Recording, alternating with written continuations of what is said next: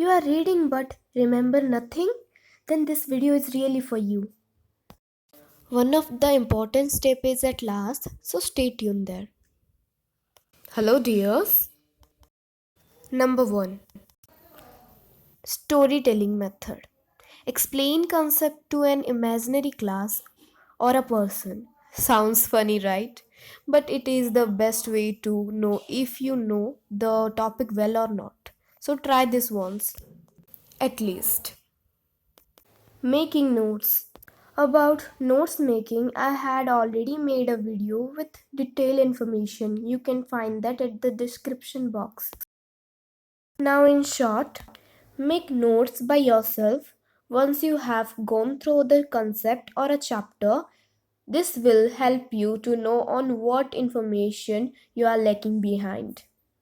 Audiobook technique. It's a really enjoyable technique where you have to record yourself of you explaining the chapters and concept. Listen it over and over until you remember it. There are many paid websites, but in your voice and your explanation is better for your understanding. Personally, I love it. Repeat technique. Read it aloud by one reading. If you understand, that's nice. But if you can't understand, no need to worry about it. You can understand the concept through the YouTube chapters, explaining videos, and clear your doubts. Now, the most important part, revision. Revise 3 to 4 times without seeing. It's hard but really work. Flashcard technique. To know the concept fully, this method is really helpful for you.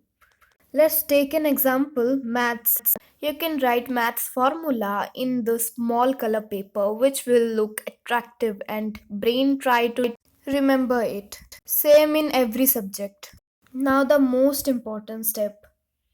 If you are still here, then you have that potential to listen calmly and quietly. This type of people they work efficiently. If you like this video, then subscribe this channel and comment down below which method you will include in your studies. Bye bye. See you in next video.